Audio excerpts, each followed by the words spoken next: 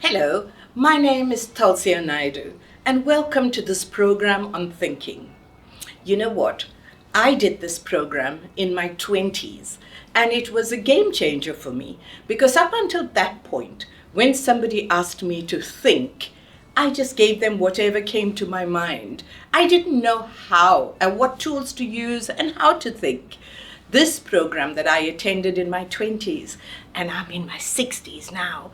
So it was in the 40 years in between, I became comfortable with the way I think. So much so that I'd have people asking for my opinion because they often knew that when I spoke of something, it was balanced, it was from different perspectives. So in this program, that's exactly what I'm going to share with you. The tools on how to think. How often has your partner told you or your teacher told you, would you think about this for a minute? Come on, I'm asking you to think. But what do you do when somebody asks you to think? What goes on in the mind when you try to think? Do you know what? Most often, when somebody asks us to think, we come to a conclusion on something on the matter, and that's it. Our minds, our brains are trained to come to that particular point, give an answer, and we stop any further thinking than that. And that's one of the pitfalls of thinking. And in this program, we're going to look at alternate strategies. So when somebody asks you to think, you start applying genuine tools to look at it from different angles, different perspectives, different emotions. And in that way, when you give an answer, it is a well thought through, balanced, focused, and one that you'll be respected for because you did indeed think about it. So welcome to this class and let's get started.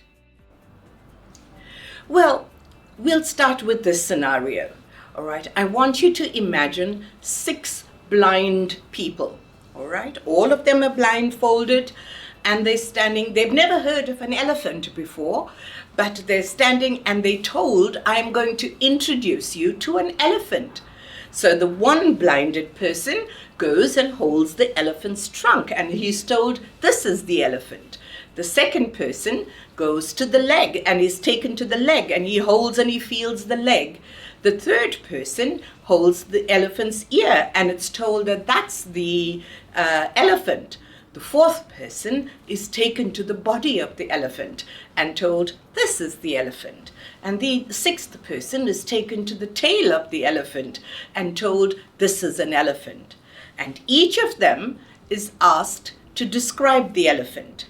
So the one holding the tail says an elephant is like a snake. It is thin, it is long, it feels a little rough, and he defines an elephant like that. The person holding the body of the elephant says, no, you're wrong. The elephant is like a wall.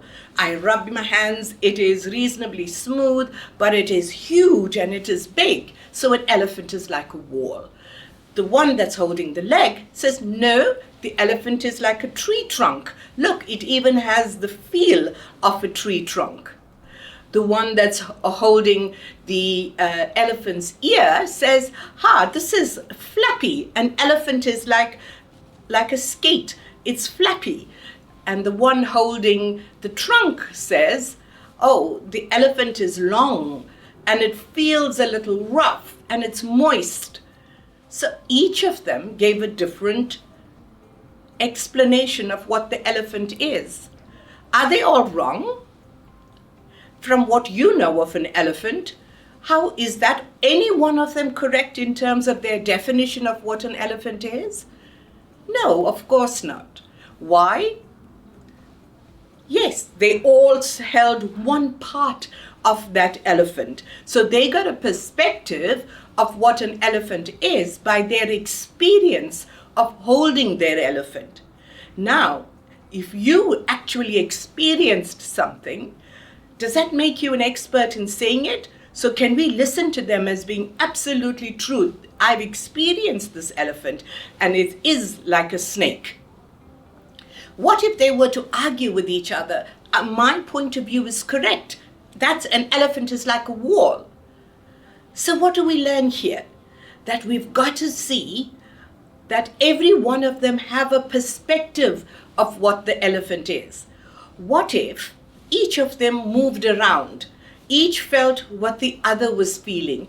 And after 6 movements, what do you think they're going to say the elephant is like? Would they have a better perspective?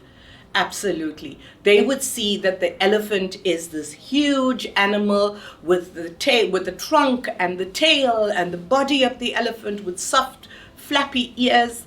So, part of our thinking is always understanding that when we see something and when we experience it, it might not be the entire perspective. It might be part of the story. So we need to find out, what am I missing? Are there other parts to this that maybe I have not experienced, I have not seen, so I can't make a judgment on a particular matter?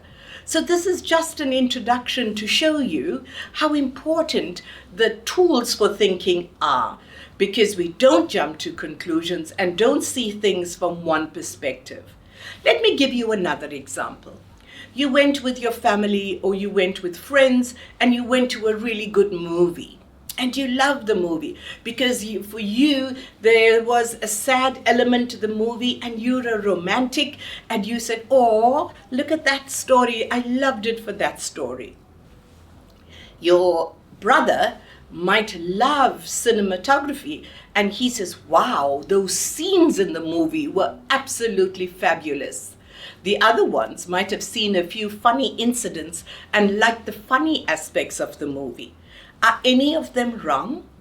One sees a romantic side, one sees the beautiful scenes and the way the photographer or videographer captured it all together, and one sees the funny jokes that happen in the movie. Any one of them wrong? Absolutely not. So everybody has a perspective. And when they share the perspective, then we get to say, hey, yes, there was a funny side. Oh, wow, yes, the videographer was amazing in the way he captured those scenes. So this is just an introduction to show how we think differently. Now, when we move around and look at things from different perspectives, like in the elephant case, when we touch the tail, then we move to touch the body, move to the trunk. That's looking at things from different perspectives. And that type of thinking is called parallel thinking. Do you remember that? Parallel thinking. Now later in the program and after a few programs, we're going to be doing different types of thinking and getting into logic, etc. But this type of thinking is what's going to guide us in being better, whether we in relationships, whether we at school, in understanding things a lot more broadly. So the father that we talk when we talk of thinking is Edward de Bono, and he wrote a book called The 6 Thinking Hats in 1985, and that's the program we're starting with today. So this lesson was introducing you to the concept of parallel thinking, and next lesson we're going to get into the actual thinking hats. There are 6 thinking hats that we're going to go through, and I will take you through each one of them.